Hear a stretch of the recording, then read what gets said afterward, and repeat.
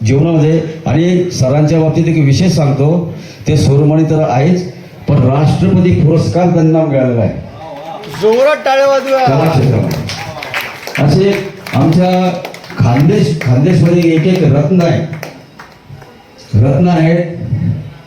आणि ते खानदेशचं नाव एक देश पातळीवर नेणारे आमच्या इकडं 40 गाव झालं, जळगाव झालं, पाचोरा झालं, या क्षेत्रातले अनेक विविध विभूती नावलौकिक मिळाले.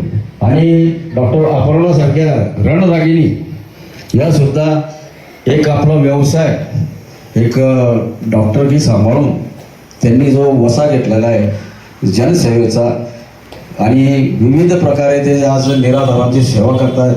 आम्ही बघतोय की प्रत्येकाचे काही मी अवलोकन करतो, मी कलाकार म्हणून प्रत्येकाच्या नजरेतून डोळ्यातून मला त्यांच्या भावना काय दिसत आहेत. कारण की आम्ही पत्रकार आणि कलाकार असा संगम असल्यामुळे आम्ही नजरेतून भावना ओळखतो.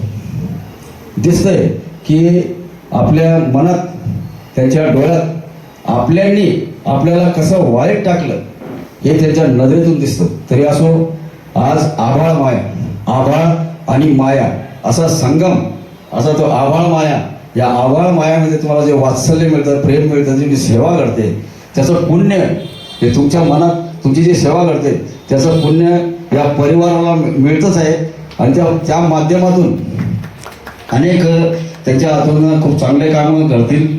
यापुढेही ते करत, त्यांची संकल्पना मला माहीत आहे. आणि त्यांनी एक स्वतःला वाहून घेतलं, जीवनातल्या सगळ्या गोष्टींचा त्याग केला. आणि हेच माझे माता पिता, माझ्या माता पित्यांसोबत हेच माझे माता पिता, असे त्यांची भावना त्यांनी जोपासून आज ती तुमची जी सेवा करतायत ते खरंच फार मोठं कार्य आहे. यापुढे त्यांना वृद्धाश्रमासाठी प्रशासनातून मदत मिळाली पाहिजे, यासाठी प्रयत्न केले पाहिजे. आज 3-3.5 लाख रुपये भाडं भरणं हा काही जोक नाही. त्यात सर्वांचं पोट भरणं, आणि ही जी सर्कस आहे, ही सर्कस काही साधी नाही. आपण घर चालू शकत नाही. आपण घर चालवताना आपल्याला अनेक अडचणींना सामना करावा लागतो, तोंड द्यावं लागतं. आर्थिक हा विषय असा आहे की याला आर्थिकला म्हणजे ते कसं मॅनेज करतं, म्हणजे मी ऐकूनच थोडंसं हैराण झालोय की इतकं कसं काय मॅनेज करतं. शेवटी तुमच्यासाठीच त्यांना आज स्वतःसाठी नाही, दुसऱ्याकडे हात पसरावा लागतो. ते कशासाठी, त्यांना एक आनंद, उत्साह आहे त्यांना की आपण काहीतरी करतो त्यांच्यासाठी. आणि आतापर्यंत 4,000 जे वृद्ध त्यांनी सांभाळले, त्यात 1,000 अनाथ होते. 5,000 4 ते 5,000 जे ज्यांना काही आधार नव्हता, निराधार होते, निराश्रित होते, अशांना सुद्धा त्यांनी एक चांगली सेवा केली. वैद्यकीय सेवातून त्यांना चालतं बोलतं केलं. तर त्यांचं कार्य हे फार म्हणजे फारच मोठं आहे. तर या निमित्ताने आज आम्हाला आभाळ मायेची ऊब जी मिळाली, आम्ही ऊब देऊ शकत नाही. आम्ही आभाळ मायेचं हे सगळं जे वैभव, याला वैभवच म्हणतात, हे सगळं वैभव आहे. आज विविध वयोगटातले, विविध जाती धर्माचे, विविध क्षेत्रातले नावलौकिक असलेले आपण आपल्यामध्ये कलाकार आहेत, आपल्यामध्ये सर्व गुण आहेत. तर अशा तुमच्या सर्वांच्या समोर आज आम्हाला तुमचे दर्शन घेण्याची संधी जी मिळाली त्याचं आम्ही भाग्य समजतो. आणि आता नुकतंच काहीतरी पुरस्कार मिळाला होता डॉक्टरांना. तुम्ही तर मी जळगाव जिल्ह्यातल्या सर्व वृत्तपत्रांना जेव्हा मी त्या बातम्या पाठवल्या, आणि पुण्यात सुद्धा मी माझे पत्रकार, आमचे संघटनेचे पत्रकार आहेत, आमचे शहराध्यक्ष नितीनजी सिनकर यांनी सुद्धा नुकतंच गेल्या वर्षी एक भुरणी फुलाची पाकळी म्हणून एक आर्थिक मदत आपल्या या संस्थेला दिली होती.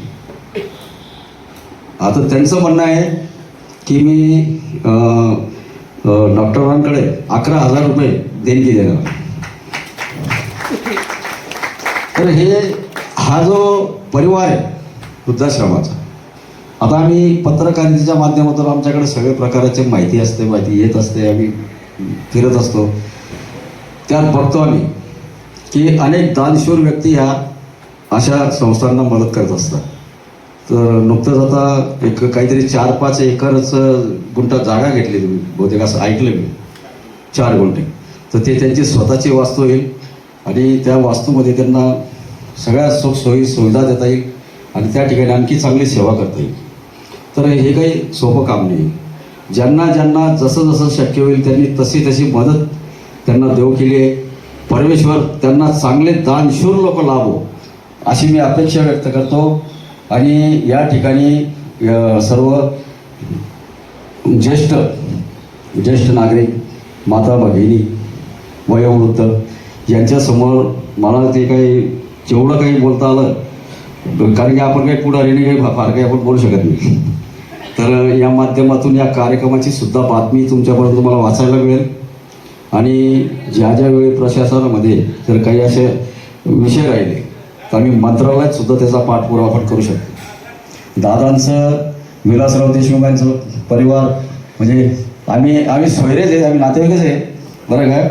तर या माध्यमातून मलाही फारसं काही आम्ही लेखणीच्या माध्यमातून सगळी काही मदत करीत असतो. आणि ते लेखणी आम्ही शासन आणि जनता यांच्यापर्यंत आम्ही पोहोचवण्याचं कार्य हे आमचं पत्रकार एक दुवा म्हणून आम्ही करत असतो. तर नक्कीच त्यांना भविष्यात आणखी यश मिळो, त्यांना उत्तरोत्तर त्यांची प्रगती हो. त्यांची प्रगती झाली म्हणजे तुमची प्रगती समजाच. आणि त्यांना आणखी चांगले चांगले पुरस्कार मिळो अशी एक सदिच्छा